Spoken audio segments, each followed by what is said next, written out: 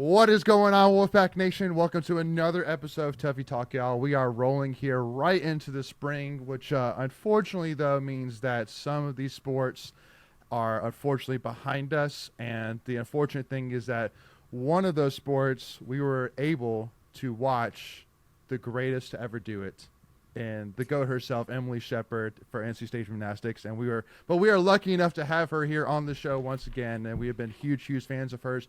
And we're so excited today to talk with her, talk about this season, talk about her career, what's next for her, and all that. So, Emily, thank you so much for your time today. Really do appreciate it. Of course. Thank you for having me. Absolutely. So how does that introduction sound? The GOAT. I mean, like, it sounds about right? Come on now. Yeah, it sounds kind of good. All right, there we go. My dad always jokes around. He's like, they always say on social media, like, one of the greatest. Like, when are they just going to start saying the greatest? And I thought that was funny because you guys see eye to eye on that. Oh, trust me. Like, I think it was before the Clemson meet that we went and did some pregame and tailgating, if you want to call it that, at Sammy's beforehand, and your dad came over, and I was like, because I was talking to my wife about it, being like, because we obviously don't have all the history of gymnastics, but also too because with gymnastics, there's like, how do you kind of grade it? Obviously, with that the Eagles always change, the ACC's change, things like that. But I'm like, how do you kind of judge, who's the greatest? But then once you broke the all-around record, and especially once you got your third time all conference gymnast of the year, I'm like, yeah, there's no doubt about it. So so trust me, he was the first one that was like, yeah, no, there's no doubt about it. And I was like, yeah, you know what? There's no doubt about it. Let's go ahead and put that tag right there on it. So anyway, Emily, so first of all, for those who are who are interested, I mean, so where are you right now? Are you still finished up classes at NC State? What's going on with you right now? Yeah, I'm just finishing. I wasn't really in a lot of classes this semester, but more kind of like an internship role, so just finishing that up. And So I don't really have many finals, and I'm almost done. There you go. Because what degree are you going for a master's right now? Or are you I'm not. I'm still in my undergrad. I was studying biological sciences. Well, I am studying biological sciences. Okay. And then to come back for my 5th year, instead of doing a grad program, I just added a minor in sports science. So I'll be graduating this May. That's awesome. Congratulations on that too. Thank you. So I do want to go ahead and jump to it and ask, because I mean, I know it's been the most recent update for sure, and it's something which I'm very interested in. I just can't wait on any longer. But you had announced what was it, a week or two ago, that you were officially hanging it up, in terms of with your gymnastics career. And so I know in terms of with gymnastics, there's possibilities with Team USA, Olympics, things like that. But how tough of a decision really was it? I mean, was it something you were truly considering in terms of looking at your gymnastics career beyond just college? Yeah, I feel like in our sport, it's not really common to do anything post-college. If you are interested in going to the Olympics or competing for Team USA, it's done when you're 16. That's kind of like the ripe age. So it wasn't really like a hard decision. It was just kind of like my time had come. And yeah. I get it. And I know you said that you came back for a 5th year, wanting to play ACC play now that there was ACC gymnastics, and wanting to contribute there and bring home an ACC title. So what are the things that, you accomplished in this 5th year that make you feel more comfortable with making that decision to hang it up and say, I've had a successful career, I've loved my time here? Like, what were those accomplishments that really stuck out this past year? Yeah, so I feel like overall, my mindset coming back for my 5th year was that, well, let's just say I wouldn't have a 5th year if there wasn't a pandemic. And right. So I really just tried to stay with the mindset of it was a bonus year and to just really enjoy it, because how many people got to compete for 5 seasons in a row in college? Like, there's a very small handful, and so I'm really grateful to be one of those. So I just wanted to take the opportunity to enjoy it. I feel like one of my behind the scenes goals was just to take some of the pressure off myself and and let myself enjoy the sport a little bit more. And so I'd say I checked that box. Obviously, is going to be those struggles. You're going to put pressure on yourself. For athletes, that's what we do. Sure. But I feel like I was allowing myself to enjoy it while still doing that. And then throughout the season, a lot of the goals, well, the biggest goal we set was to be ACC champions, and I think that was an obvious one. And so, Two of so them. that was baby. just like the big one. Oh yes, and I think that as the season progressed, we were just kind of were able to keep building together as a team and realize what we were capable of.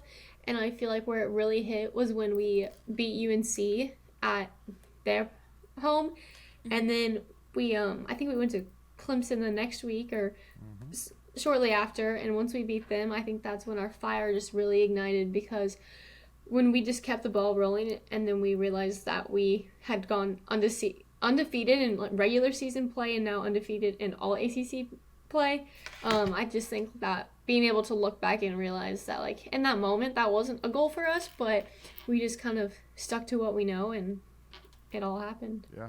For sure. And talking about enjoying it, you know, behind the scenes, what are some of those behind the scenes moments from the season that we as fans might not have seen during meets, but that really will stick out as positive memories for you? That's a good question. I feel like practice is a big one. We're in the gym for 4 hours a day, but on top of that, you got to be there early so that you can eat and tape and do your rehab and like all of that. So you're there like a few hours before and after, so you can do treatments, icing. Then the team just goes to dinner together. So I feel like you're just with your team all day long, and just being able to enjoy the work. Enjoy being able to put the work in, I feel like, is one of the biggest things. Because if you're not, like, enjoying the day-to-day basis, then it makes it a lot harder to go out to the competition floor and enjoy it. Yeah. For sure. Yeah. Well, and, you know, kind of thinking about the season for sure, I mean, like, you know, let's take a step back. In the one meet that every single time I interviewed you, Emily, I always brought up this one because, as you know, my wife and I were there for the meet against Georgia. And I again, it's just so easy to use that as kind of your, you know, your measuring stick, thinking like, man, like we were there back in, you know, beginning of January in Georgia, and we got you know, had all these expectations with you and Chloe and Lex coming back with this great crew that we had. And then we go and score 194.225, and like just being like, what the heck was that? And like it would always even be a joke with us and Coach, where like, you know, like you remember Georgia, like here we are beating Clemson, here we are winning 2 ACC titles, you know. So, you know, but I think it kind of just helped paint. It just kind of helped paint the picture a little bit better. I think, you know, just because again, now when you look at that story, you think about, yeah, we were that team that, you know, went to Georgia, we got 194.225, and then, you know, 3 weeks, 4 weeks, a month later, you know, 2 months later, we were, you know, breaking, you know, team score records, you know, things like that. So, I mean, like, will that Georgia, you know, meet for you at least kind of hold a little bit, you know, in your memory, not only just because of the fact that you got to go compete in the SEC Stadium, which I'm sure was very cool, but also, too, because, again, like, you guys overcame so much from getting, you know, a kick right in the stomach there, first meet of the season. Before we continue, I want to take a quick second to tell you about our sponsor, Flightland's Jessup Insurance Group, that has your whole world covered, with agents in 5 offices throughout eastern North Carolina to help you decide how much coverage you need, offering policies for home and auto, recreational vehicles, commercial, crop, health, life, and employee benefits. They are able to combine options to find a comprehensive solution that works for you. Flightland's Jessup protects the things you love so you can spend less time worrying and more time enjoying them. Find them on Facebook and Instagram at Flightland's Jessup. You can also visit their webpage at www.flightlandsjessup.com. So please make sure to go and check them out. Yeah, I feel like that was definitely a hard meet, but it kind of set the tone for the season. It showed us that we had all of the pieces. We just had to put them together. We knew what we were capable of, and it just wasn't our best meet. Yep. I think that we had, I don't know, like I feel like we didn't, to me it wasn't the worst meet in the world. We had like a bad event and then a few kinks here or there, but we also realized that we had so much youth on our team, so many freshmen in lineups, and so even coming back your first meet as a fifth year or senior, like you're still gonna have those kinks. You haven't competed in a while, so just like we really just took a step back and been like, we have the the main part of our meal. We just need to put a few toppings on it and fix it all up. I love that. Yeah, even though you and Chloe and Lex all came back, this was a really young team. We saw so many people make their debuts in different events. How did you see that younger group grow throughout the season, and what are your kind of hopes for them now that you're passing the team on? Mm-hmm. Yeah, I feel like a lot of girls that were sophomores, juniors, seniors this year really stepped up and just held their own. And like, say like Kaylee, for example, she only does one event, but she made sure to clean up her event the best she could. I've never seen someone do more bar routines, more bar dismounts in a practice than her, or Peyton, for example. So I feel like that category of people just did a great job. And then on top of that, the freshmen, this is one of the best freshman classes I've ever seen. Yeah. And even though, like, even the girls that weren't in lineup every single meet were still ready to go. They could have walked up there and competed a routine on their respected events. So like Wells or Lauren Wright. Like, there's just so many people that you kind of didn't get to see on the competition floor this year. But we just had that depth that if they need to warm up one layout and vault and twist a fold to compete, like, they were ready to go. And I think that they just brought a lot of grit, a lot of hunger, and just a lot of joy to our team too. They're a fun group of girls, and I think Ellie is one that sticks out because I think we saw like Hall and Katie and Ashley had amazing breakout seasons, and I think Ellie's kind of gets forgot about a little bit, but she really just like built that foundation on bars and floor, and sadly she was out with an injury, and so she's doing her road to recovery now. But I just think that she's someone to keep an eye out for too, because she wants it. Well, and as great as that is to say, though, I mean, I do got to bring it back, though, to one girl in particular that, I mean, was phenomenal. Ashley Knight, in my opinion, was just like, she was one of those gymnasts that every single time you watch, you're like, that girl's a freshman? Holy smokes. I mean, like, literally all of February and March, every single meet, she got at least a 9.8 on floor every single time. And then, I mean, on vault, I mean, you know, watching her vault routine with that flip was just, it was always something to watch for. And I mean, as much as I always love watching you, Emily, I gotta say that whenever Ashley was up on vault, I was excited to watch that crazy flip that she did, for sure. So I mean, but again, it just looks like that she's really just comfortable. So I mean, like, you know, when you kind of think about, you know, where you were as a freshman, like, you know, where do you kind of see her? Do you see her kind of like on par with you? AKA, are we gonna have the next Emily Shepard in this freshman class? That's the question I want to know, Emily. All right. Yeah, I think there's a lot of potential. I don't know which one specifically is gonna be, but there's options. No, I think that Ashley reminds me a little bit of myself my freshman year, because my freshman year I don't think I hit a 9.9 once, and I don't know. You can go back and look in the record books. I don't think I did. But I think it was like, it made me really hungry to chase that all season. I might have on like floor or something. Yeah. Floor and vault, but not bars. Bars is the one that sticks out to me the most. Sure. And so like, I wasn't throwing up all these crazy scores. I was just kind of building my confidence. And that's something I saw in Ashley at the beginning of the season, is like, she would just get so hard and down on herself after a floor routine if it wasn't perfect or didn't go her way. And I just saw her like start to build her confidence, and then she was like hungry for that 9.9, and when she got it, she refused. Once you get a 9.9, if you see anything less than that, then it just makes you a little upset. And so I just saw that in her, and I just think that's going to make her a really good gymnast in the future. Yeah, it looks like your best freshman score across all events was actually a 9.875.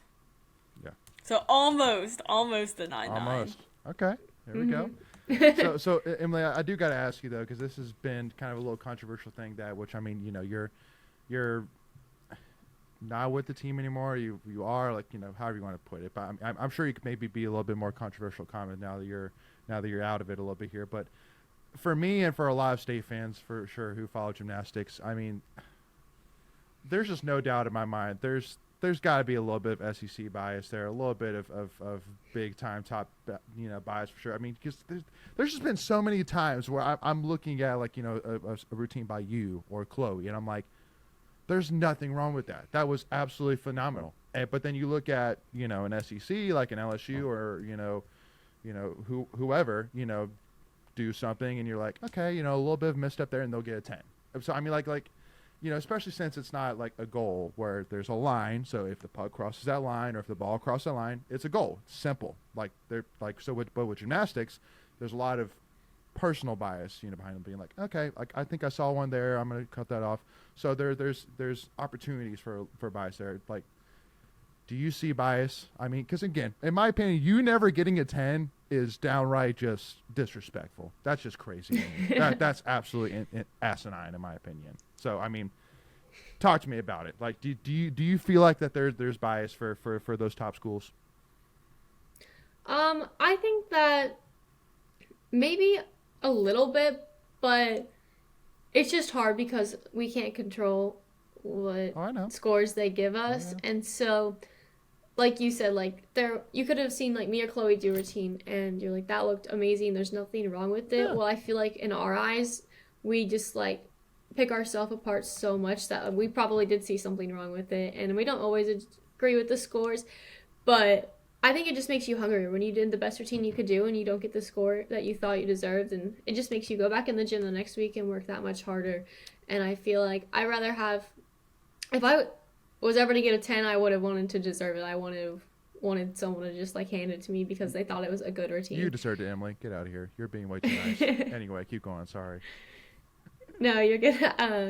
But I don't know. I feel like our scoring was a lot more consistent and respectable this season in the ACC. It was a good middle ground. They weren't throwing out crazy scores like sometimes they tend to do in the SEC, but it wasn't how it was in the Eagle in the past, which it was frustrating when you hit a solid routine and they would throw up a 9.5 and you're like, where did they get these deductions from? And then Kim's going like this, and I feel like it was a good middle ground this year.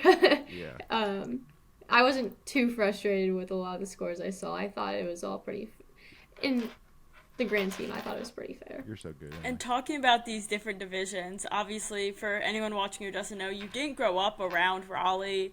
It's not like State was your hometown school. So when looking at the different divisions of gymnastics and, the different conferences and where it was that you might want to go, what drew you specifically to NC State Gymnastics, and how have you seen the program grow since you've been here? Yeah, so I feel like when I was looking for a school, what conference I was competing for wasn't the biggest thing I was looking into. But I felt like I didn't really want to go to an SEC school because I didn't want to go to like a top 10 school, and most of those are SEC, because I didn't really think I'd be able, or I wouldn't see myself competing all 4 events. Makes sense. So I really looked for a university where I would be able to compete all around, because that was my dream. Like, some girls are really good at gymnastics and then go to a top 10 university but only get put in lineup in one event, and I just think that's like something you have to look at colleges and ask yourself if that's something you're willing to do. Yep. And so I looked for more of like I feel like I've said this before, but more like a middle ground program, and I wanted to do all that I could do to help like grow it and bring it up and make it hopefully a top 10.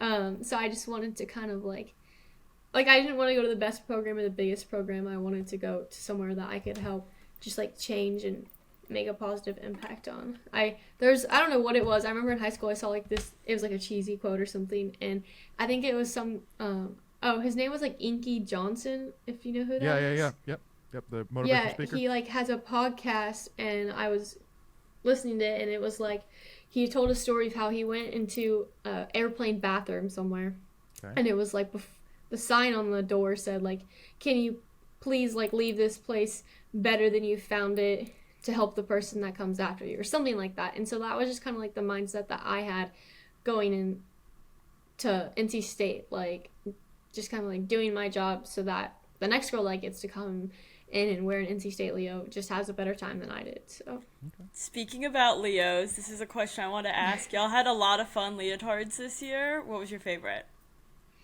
I'm going to say our black one that we won Fair. AC season. The Venom uniforms?